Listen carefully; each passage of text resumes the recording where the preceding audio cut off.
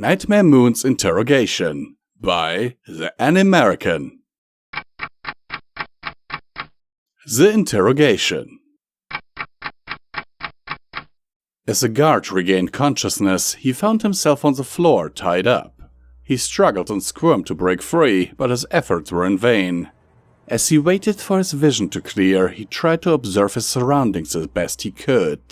From what he was able to see, he was laying on a dark blue carpet. Anything further than 2 feet was still a blur for him, although he was sure he saw a cracked window that provided little illumination in the room. "Ah, you have awoken." A new and unrecognizable voice made its presence known. "Who are you?"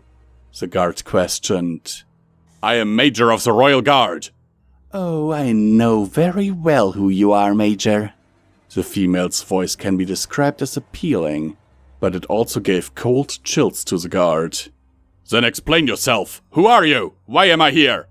"All in good time. However, you are in no position to be questioning me. I will be the one asking the questions." The voice drew closer and closer to the guard. What followed the voice was the sound of hoofsteps.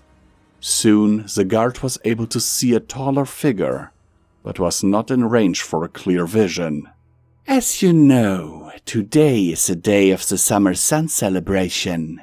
One would assume that Princess Celestia would be making preparations. Sadly, she is nowhere to be found. But you know where she is, don't you?" Ha! You think I know that information? Even if I did, why should I tell you? "Why should you? Maybe I should shed some light on the situation." Then suddenly, the curtains from the cracked window was drawn open. In a flash of light, the entire room was lit up and the guard's vision was much clearer. In front of him was a battle-armored, tall, dark, and thin mare. Not only a mare, but an alicorn princess. She stared down at him with cold eyes that shined like sapphire. Oh my! The guard was at a loss for words. "That's right. After 1,000 years, I have finally returned." No, it's not that. "I can see you trembling in fear before me. Don't think you can fool me." No, it's just that you're so beautiful." The sudden outburst caught the alicorn by surprise. She jumped back from his statement. Excuse me?" she asked. "I can't believe it. I have always believed that I would find that some pony in my life, and this is it. This is really happening. I'm not dreaming, am I?" The guard suddenly had the strength to try to hop. He continued to hop towards the alicorn princess. "Stop! I command you to stop!" she ordered, but the guard persisted. However, being tied up made him run out of breath. At some point, he had to give in to her wishes. "What do you think you are doing? Don't you know who I am?" "That's just it. I don't know anything about you, but I want to." "Well, you will, you insolent pest! I am the Mayor of the Moon. I, Nightmare Moon, shall reign over all of Equestria in eternal night." "Nightmare Moon?" asked the guard. The Night Princess laughed maniacally. "Yes! Now you understand?" "Nightmare Moon. Yes, Nightmare Moon. I love it." "Yes, wait, what?" the mayor asked, confused. "Okay, so let me see what I know of you so far. Your name is Nightmare Moon. Wow, I still can't get enough of that name. Oh, I see your hobby is astronomy." "Silence, fool!" Nightmare Moon demanded. "Oh, wow, those beautiful blue eyes. They shine so bright when you get angry. Did you know that?" The mare then put her hoof down, causing a small crack to appear. "Enough! I am tired of these games." "Games? Oh, my princess, these are no games. I love everything about you. The wavy mane, the sexy armor, the cute little nose. I have found the mare I want to spend my life with," the guard announced to her. "What?" the mare gasped. "Have you lost your mind?" Yes, I have. I have lost my mind and I have never felt so alive." Nightmare Moon gave a couple coughs to clear her throat. She regained her composure and turned away from the guard, finding she was unable to look at him. I have no time for this nonsense. This will be my final warning to you. If you don't... She was interrupted by the guard's sudden loud gasp. Sweet Celestia, there's a full moon out tonight! No, there isn't. I haven't raised the... Ah! The princess let out an ear-piercing shriek as she realized what moon the guard was referring to. Miss Moon, that has to be the cutest little bum ever! The guard stated. Nightmare Moon blushed in frustration. Now listen here. I don't know what you are trying to pull, but... Aha! Now I understand. You are toying with me. You are messing with my head. Well, it isn't going to work. Do you hear me? Oh, that voice!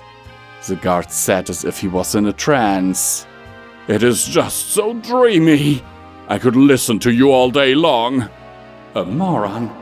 That's what he is. They will hire anybody in the Royal Guard nowadays.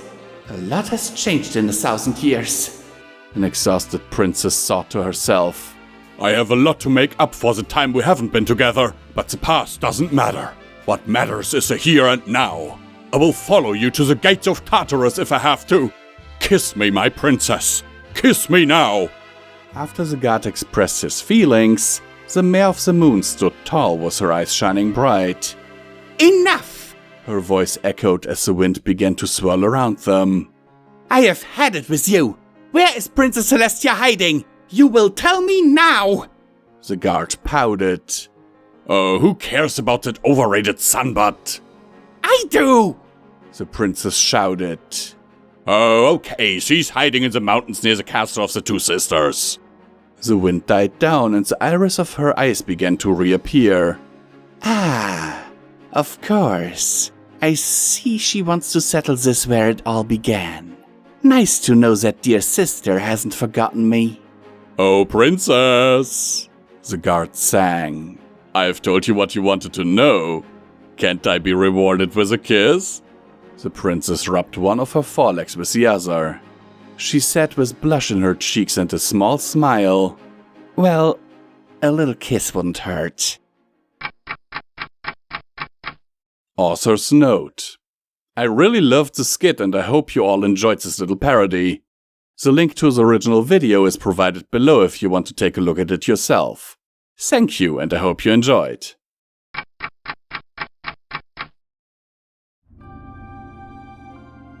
We here at Pony&Wolf Productions thank these amazing patrons of ours for their monthly support, without which all of this would not be possible.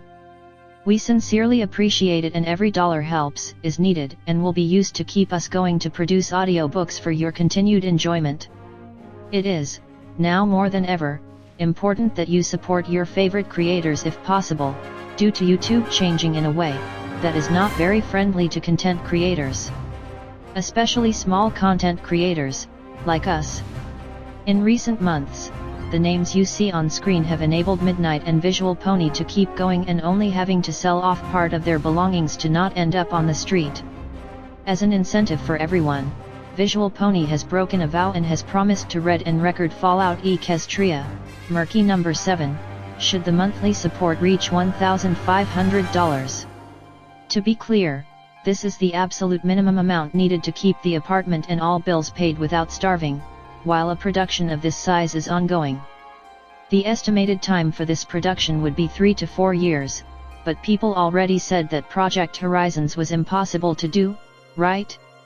And now look who did it, so with Pony&Wolf, you know we can finish the job.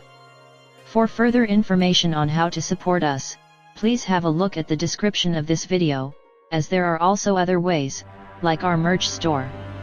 Sincerely and forever yours, your Pony&Wolf team.